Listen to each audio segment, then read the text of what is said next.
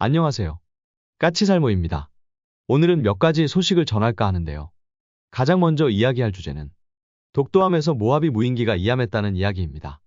여러분도 뉴스를 보셔서 알겠지만 지난 2024년 11월 12일, 그러니까 이번 주 화요일에 독도함에서 미국 제너럴 아토믹스사의 모하비 무인기 이함 시험이 있었습니다.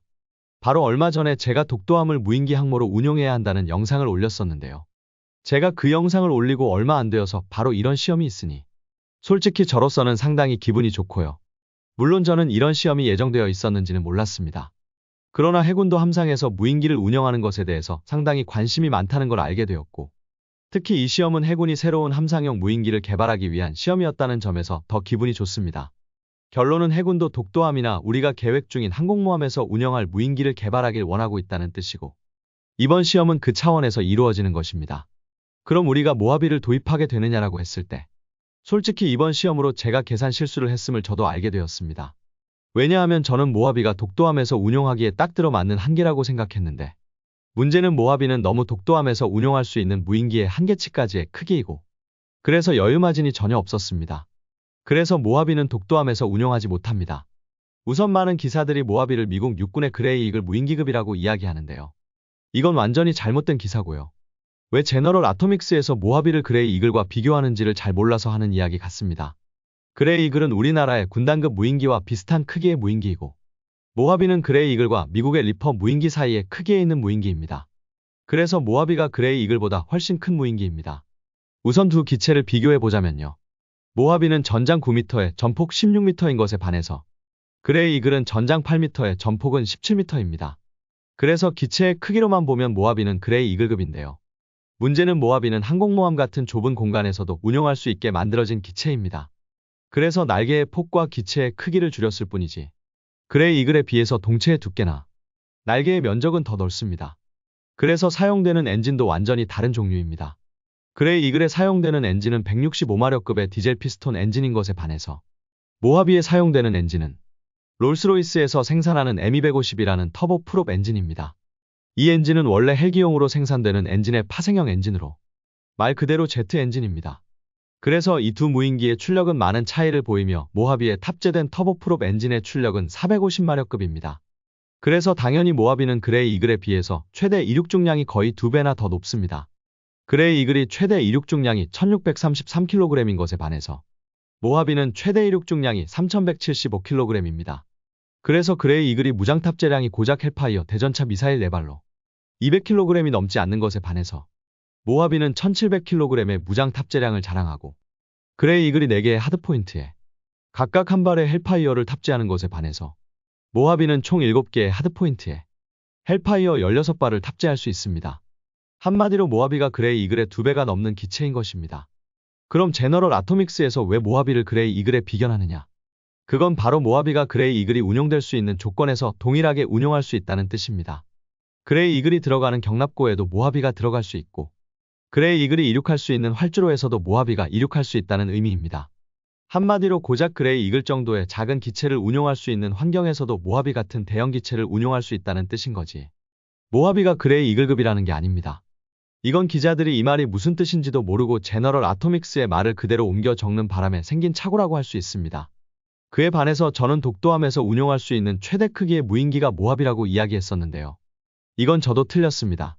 모하비의 크기는 제가 앞에서도 말한 대로 전장 9m에 전폭 16m에 높이 3m입니다. 그래서 겨우 독도함의 엘리베이터에 딱 들어가는 크기였고요.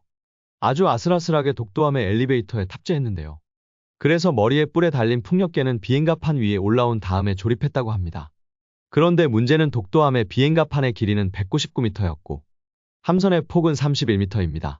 그런데 미국의 강습 상륙함의 폭이 32m이고, 그래서 저는 독도함이 확보한 비행갑판의 폭이 미국의 강습 상륙함과 거의 같은 줄 알았는데요. 아마 이 부분에서 제 계산이 잘못된 것 같습니다. 결론은 독도함의 상부 구조물의 폭이 미국의 강습 상륙함보다 더 큰 것으로 보이고요. 그로 인해서 실질적인 비행갑판의 폭은 더 좁은 것으로 보입니다. 그래서 미국의 강습 상륙함에 착함할 수 있는 최대 폭으로 만들어진 모하비는 독도함에는 착함하지 못하는 것으로 보입니다. 한마디로 이 부분에서 제가 계산을 잘못한 것이고, 그래서 독도함에서 모하비를 운용하지는 못합니다. 그러나 이번 시험으로 독도함에서 운용할 수 있는 무인기의 크기를 확실하게 알게 되었고, 그래서 저의 추측으로는 날개폭이 대략 1m만 더 작아도 독도함에서 운용할 수 있으리라 봅니다. 그래서 만일 우리가 모하비와 거의 비슷한 크기의 단거리 이착륙 무인기를 개발한다면 날개폭을 15m 이하로만 잡는다면 독도함에서 운용할 수 있을 것입니다. 그러나 제가 보기에는 오히려 이게 더 잘된 일이라고 생각을 합니다. 만일 독도함에서 미국 제너럴 아토믹스의 모하비를 그대로 운용할 수 있었다면 분명히 모하비를 도입하자는 소리가 나왔을 것입니다. 그러나 모하비는 우리 독도함에서 운용하기에는 아주 약간의 차이로 너무 컸고, 그래서 우리가 독도함에서 고정익 무인기를 운용하기 위해서는 모하비보다 아주 약간 작은 기체를 별도로 개발해야 함을 알았습니다. 그렇기에 이번 시험을 통해서 독도함에서 운용할 무인기의 독자 개발의 길이 열렸다고 저는 생각을 합니다. 그리고 해군이 하는 말이 제가 했던 말과 거의 일치합니다. 해군은 이번 시험을 통해서 무인항공기의 조기 확보 방안을 마련할 계획이며 무인기가 함상에서 즉시 출동함으로써 지상에서 이륙하는 것에 비해서 반응 시간이 획기적으로 줄어들 거라는 것입니다. 그리고 해군은 이 무인기에게 수상목표 식별과 탐지, 잠수함 탐색용 음파 분석 장치 운용과 공격 임무까지 부여할 생각이라고 합니다. 이건 정확히 해군이 개발하겠다는 해상형 무인기의 기능과 일치하는 것으로 결론은 해군은 함상에서 운용할 수 있는 해상형 무인기를 개발하겠다는 뜻을 표명한 것입니다. 그리고 그 기체는 당연히 독도함에서의 운용을 전제로 하게 될 것입니다. 실제로 이번 시험에 동원된 모하비만 봐도 최대 속도는 140노트, 259km에 불과합니다. 상당히 느린 속도인데요. 당연한 게 이런 기체들은 긴 채공 시간을 위해서 속도는 느리게 하고 연료 소모량은 최대한 줄이는 구조로 되어 있습니다. 그래서 당장 모하비만 해도 최대 채공 시간은 25시간이 넘어갑니다. 그러나 그 대신 속도는 엄청나게 느린 겁니다. 한마디로 말해서 제트 전투기와는 완전히 정반대의 비행 특성을 가진 기체라는 것이죠. 그래서 만일 이 기체가 육상에서 발진해서 작전 지역까지 오게 되면 엄청나게 오래 걸리겠죠. 그에 반해서 이 기체가 바로 독도함에서 이함할 수 있다면 바로 작전 지역에 도달할 수 있습니다. 그렇기 때문에 아무리 우리 함대가 원양이 아닌 우리나라의 앞바다를 지킨다고 해도 무인기가 육상에서 이륙하는 것과 함상에서 이함하는 건 임무 즉흥성에서 엄청난 차이를 보입니다. 그렇기에 함상에서 무인기를 운용하는 건 상당히 중요한 문제이고, 그래서 제가 무인기 항모의 필요성, 그리고 독도함을 활용한 무인기 항모의 필요성을 이야기한 것입니다. 그리고 무엇보다도 독도함은 상륙함입니다. 그렇기에 당연히 우리가 독도함에서 운용하는 무인기에는 상륙 지원 임무도 부여될 것입니다. 그렇기에 아무리 우리가 S-300이라는 무인헬기를 개발한다고 해도 그 무인헬기는 고작해야 무장 탑재량이 수백 킬로그램에 불과할 것입니다. 그래서 제가 S-300 무인헬기의 주력 무장으로 비공을 추천하는 것입니다. S-300의 탑재량이 작을 수밖에는 없으니까요. 그래서 상대적으로 무게가 가벼워서 작은 탑재량으로도 여러 발을 탑재할 수 있는 비공을 추천하는 것입니다. 그에 반해서 모하비는 헬파이어 미사일을 16발이나 탑재할 수 있고, 이 상태로도 상당히 오랫동안 공중에 머물면서 상륙작전을 지원할 수 있습니다. 그리고 무엇보다도 우리가 만일 모하비급의 무인기를 직접 개발한다면 링크K를 바탕으로 이 무인기와 마리논 무장형을 멈티로 연결할 수 있습니다. 그래서 마리논 무장형은 자신이 보유한 무장은 물론 무인기에 탑재된 무장으로도 상당히 오랫동안 지속적으로 상륙작전을 지원할 수 있습니다. 참고로 여러분도 LAH 헬기, 그러니까 미로온의 첫 양산기체가 생산되어서 시험에 들어간 걸 아실 겁니다. 이 미로온에도 지금 링크K 완성형이 들어가 있고, 당연히 미로온이 링크K를 탑재한 건 공중의 전투기와의 원활한 통신을 통해서 효과적인 합동작전을 하기 위해서이기도 하지만 바로 이 링크K로 멈티를 하기 위해서입니다. 그래서 당연히 마리논 무장형에도 링크K가 들어가고 이걸로 무인기와 멈티를 하게 될 것입니다. 당연히 상륙작전 때는 마리논 무장형도 독도함에서 이함할 것이고, 만일 독도함에서 모하비 같은 대형 무인기를 운용한다면 당연히 이 마리논 무장형과의 멈티를 통한 합동작전을 구사하는 건 너무도 당연한 일일 것입니다. 그렇기에 상륙작전에도 엄청나게 큰 장점을 가지고 오게 될 것입니다. 그리고 모하비는 작년에 영국의 퀸 엘리자베스급에서도 이착함 시험을 했고, 이때 나온 말이 모하비 같은 무인기는 굳이 스키점프대가 필요 없다고 합니다.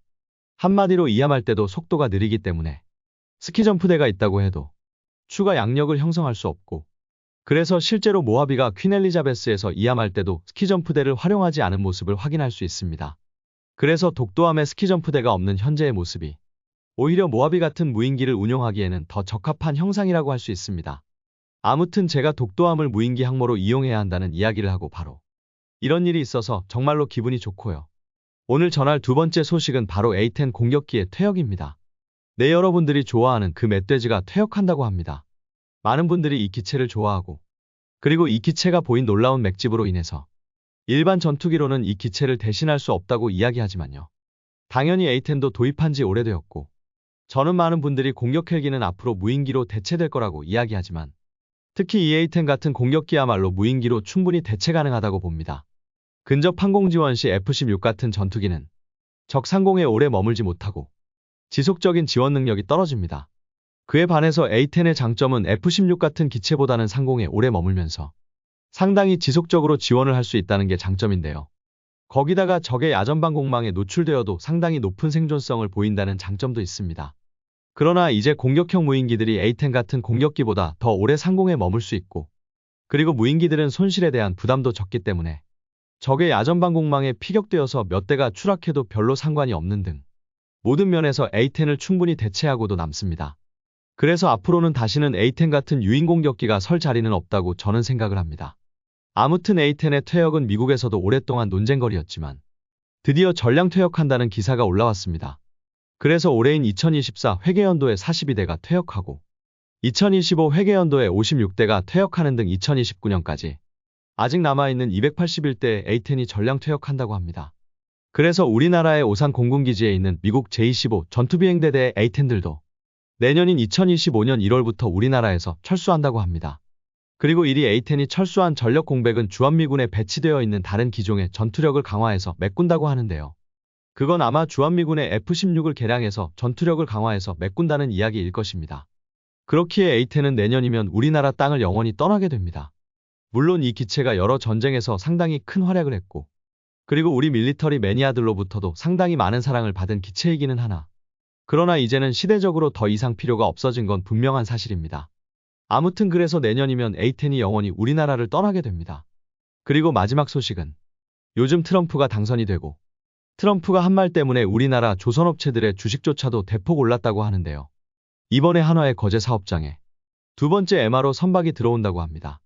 이번에 들어오는 선박은 저번에 들어온 군수지원함보다도 더 고색창연한 선박인데요. 이번에 들어오는 선박은 미 해군의 헨리 J 카이저급 유류보급함인 T-AO 202 6콘입니다. 이 선박은 만재 배수량 4만 톤급의 유류보급함으로 주로 항공모함 함대를 따라다니면서 선박들의 유류를 보급해주는 함선입니다. 그러나 이번에 들어오는 선박도 상태가 상당히 안 좋은 것으로 알고요. 이 선박은 무려 1993년에 진수한 선박이고 그동안 크고 작은 충돌 사고를 여러 번 겪은 선박이라고 합니다. 한마디로 상당히 상태가 안 좋은 선박으로 미국에서 계속 상태가 안 좋은 지원함들을 우리에게 보내는 것 같습니다. 이런 함선들을 미국에서 고치려면 상당히 오래 걸리기 때문인 것 같고요. 아무튼 그래서 이번에 두 번째 MRO 선박이 우리나라에 입항할 거라고 합니다. 제가 바로 얼마 전에 독도함을 무인기 항모로 만들어야 한다고 영상을 올렸는데 기다렸다는 듯 해군에서 바로 독도함에서 대표적인 단거리 이착함 능력이 있는 모하비를 초청해서 우리 독도함에서 이함 시험을 해서 정말 저로서는 상당히 기분이 좋고요. 이제는 독도함을 무인기 항모로 써야 한다는 건 누구나 인정하는 모습이 아닌가 하고요.